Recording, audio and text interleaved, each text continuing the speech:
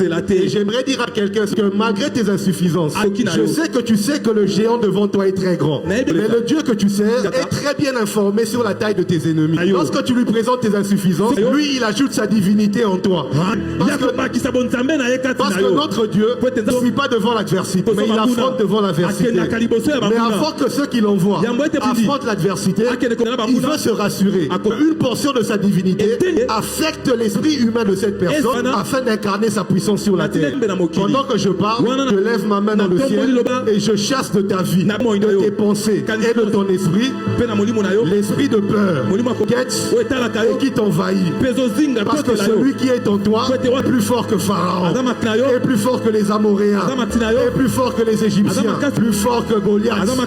Celui qui est en toi est plus fort que la pauvreté. Celui qui est en toi est plus fort que la maladie. Deviens ce que l'éternité a déjà décidé que tu sois. Pour Gédéon, c'était vaillant héros pour le plus petit de sa famille.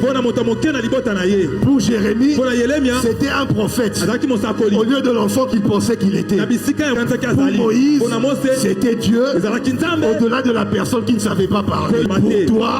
Pour toi, par droit d'onction, je déclare que tu es Dieu devant la maladie. Je parle à cette ordonnance et je lui dis que la personne qui la tient dans sa main n'est pas un être formé, une entité spirituelle créée. Et la Bible dit que ce que vous allez lier sur la terre sera lié au ciel. Et ce que vous allez délier sur la terre sera délié dans le ciel. Alors aujourd'hui, dans Hanouka 2026, j'ouvre les portes de ta santé. Réveillez-vous à la réalité. Réveille-toi. Soubeaka, rise up. Nous voulons ce Dieu-là. Alléluia. Si c'est la même onction, c'est le même Dieu d'Abraham, d'Isaac, Dieu de Jacob. Allons tous à la montagne. Sois prêts, nous allons partir sur la montagne. Wake up! Réveille-toi. Wake up! Oh la rama cobra tana shela rabando shekabra. Likabrando boshanda. Alors, si je dois épingler par rapport à ce qui a été dit hier, lors de notre première intervention en ce lieu, nous avons parlé de l'importance de comprendre le monde spirituel et comment il fonctionne. Car tout ce qui existe a été fait. Par exemple, l'homme a été fait selon Genèse 1:26. Dieu dit faisons l'homme. Mais lorsque Dieu fait, il parle de la matière, fabrication de la matière. Parce que le ciel en réalité est une usine. Et Dieu est un fabricant. Parce que la Bible dit dans les livres de Jacques que tout don parfait et grâce excellente descendent d'en haut, de celui qu'on appelle le Père des Lumières. Ça veut dire que le ciel est une usine où l'on fabrique les grâces et les dons, où les esprits sont créés. Avant même que Dieu ne décide dans quelle famille d'accueil ou famille biologique ces esprits seront envoyés, ces esprits sont fabriqués dans cette usine qui s'appelle le ciel. Et Dieu lui-même veille à la fabrication de ces esprits. Alors lorsqu'il dit faisons l'homme, il fait la matière sur base et sur le modèle de ce qui a été créé en esprit. Lorsqu'il s'agit des enfants d'Israël qui sont en captivité en Égypte pendant 4 siècles, il y avait beaucoup de générations qui sont nées en Égypte en tant que descendants d'Abraham, d'Isaac et de Jacob et qui sont morts en Égypte sans jamais connaître une autre terre que celle de l'Égypte. Mais Dieu, dans son amour, avait déjà marqué des clauses d'alliance avec un homme qui s'appelle Abraham. Des années plus tôt, il dit à Abraham, j'ai un scénario pour ramener ta descendance ici. Tes descendants seront esclaves dans une patrie qui n'est pas la leur. Mais au temps marqué par moi, je jugerai cette nation, je jugerai les oppresseurs, et ce pays ne sortira pas les mains vides, mais ce pays sortira avec des grandes richesses. Ta postérité sortira de l'Égypte avec des très très grandes richesses. Mais Dieu ne parle pas de la personne qu'il utilisera pour sortir le peuple de l'Égypte. Parce que n'oublie pas, il y a toujours certains secrets que Dieu gardera. Il pourra te faire des promesses. Il te montrera la finalité de la course.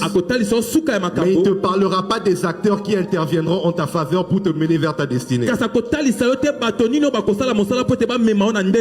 Dieu est mystérieux. Il doit garder certains secrets pour garder le côté mythe. Le côté mythique qu'il incarne. C'est pour ça qu'il a dit à Abraham, va, prends ton fils, ton unique, celui que tu aimes, et tu vas me le donner. Et lorsque Abraham arrive au sommet de la montagne, Isaac lui demande, papa, je vois le bois, je vois le feu, je vois tous les ingrédients possibles, mais il y a une chose qui manque, c'est l'agneau. Papa, où est l'agneau? En ce temps, Dieu n'était pas obligé de descendre et parler. Abraham a donné à Isaac la réponse que Dieu lui-même aurait donnée s'il était sur terre. Bien qu'il avait peur, bien qu'il savait que le sacrifice était devant lui, sous la forme d'Isaac, mais il a signé un décret sur terre. Il a dit que l'Éternel pourvoira. Et à la fin, c'est exactement ce qui s'est passé. Ça fait partie des secrets que Dieu garde. Parce que derrière l'obéissance d'Abraham, il y avait le renouvellement des clauses de l'alliance. Ça, c'est une parenthèse que j'ouvrais pour te faire comprendre la nature mystérieuse du Dieu en qui tu crois et que tu sers. Alors, lorsque le temps de la délivrance d'Israël vient, Dieu se manifeste par un jeune homme qui s'appelle Moïse. Moïse qui signifie tirer des eaux. Et lorsque Moïse reçoit l'appel de Dieu, il est conscient de ses limites et de ses insuffisances. Il essaye de dissuader Dieu de l'appeler. Il essaie de convaincre Dieu de chercher quelqu'un d'autre. Il dit à Dieu, Seigneur, je n'ai pas la parole facile. Et Dieu dit, il lui donne une réponse qui va à l'encontre de ses attentes. Bien-aimé, parle-moi d'une personne dans la Bible qui a essayé de contester l'appel de Dieu, et je te montrerai qu'à chaque fois, Dieu n'a jamais essayé de négocier. D'ailleurs, lorsque Dieu répond, il répond avec une autre qualification pour forcer la personne à aller de l'avant. Moïse vient avec un argument particulier. Il dit, je n'ai pas la parole facile. Dieu n'a pas dit, j'enverrai des anges pendant la nuit, j'enverrai un ange pour travailler sur ta langue, sur ton éloquence. Non, Dieu dit, je te fais Dieu pour Pharaon. Donc une réponse à laquelle il ne s'attend pas. Et j'aimerais dire à quelqu'un ce soir que malgré tes insuffisances, je sais que tu sais que le géant devant toi est très grand. Mais le Dieu que tu sers est très bien informé sur la taille de tes ennemis. Lorsque tu lui présentes tes insuffisances, lui il ajoute sa divinité en toi. Amen. Parce que notre Dieu ne fuit pas devant l'adversité, mais il affronte devant l'adversité. Mais avant que ceux qui l'envoient affrontent l'adversité, il veut se rassurer qu'une portion de sa divinité affecte l'esprit humain de cette personne afin d'incarner sa puissance sur la terre. Pendant que je parle, je lève ma main dans le ciel et je chasse de ta vie, de tes pensées et de ton esprit, l'esprit de peur qui te guette et qui t'envahit. Parce que celui qui est en toi est plus fort que Pharaon. Celui qui est en toi est plus fort que les Amoréens. Celui qui est en toi est plus fort que les Égyptiens. Celui qui est en toi est plus fort que Goliath. Celui qui est en toi est plus fort que la pauvreté. Celui qui est en toi est plus fort que la maladie.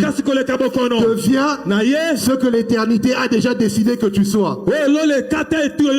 Pour Gédéon, c'était vaillant héros pour le plus petit de sa famille.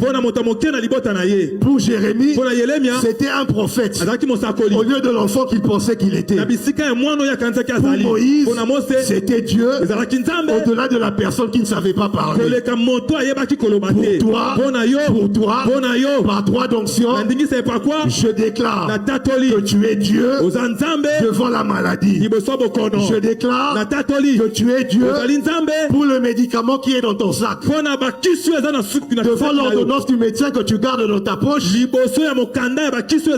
parle à cette ordonnance et je lui dis que la personne qui la tient dans sa main n'est pas un être formé, mais une entité spirituelle créée. Et la Bible dit que ce que vous allez lier sur la terre sera lié au ciel. Et ce que vous allez délier sur la terre sera délié dans le ciel.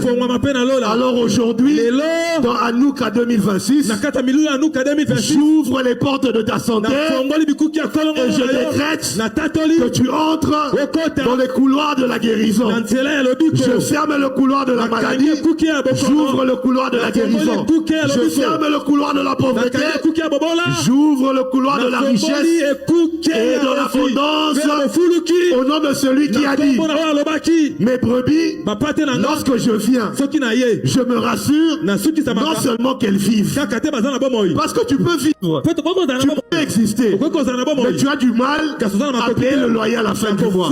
C'est la raison pour laquelle le bon berger a dit que la différence entre moi et d'autres bergers, c'est que lorsque moi je viens avec la vie, et mes brebis se distinguent des autres brebis parce qu'elles sont dans l'abondance. Alors je déclare que tu entres dans un cycle d'abondance. Que le Dieu du ciel, qui entend tes prières de minuit, alléluia, qui entend tes prières de 6 heures du matin, qui entend les prières que personne ne peut entendre, qu'il te fasse entrer dans une nouvelle saison. Israël a connu sa nouvelle saison après 430 ans. Il fallait que Moïse vienne. Toi aussi, peu importe le nombre d'années que ça brûle, 15 ans d'instabilité, 5 ans de mariage sans enfant, tu attends un visa depuis des années. Ce soir, je remets le compteur à zéro. C'est un nouveau jour et c'est le jour où tu connaîtras que Moïse n'est plus le fils de Jochebed, il n'est plus le petit frère de Myriam et d'Aaron, mais il est devenu Dieu. Alléluia. Donne-moi un amen. Dans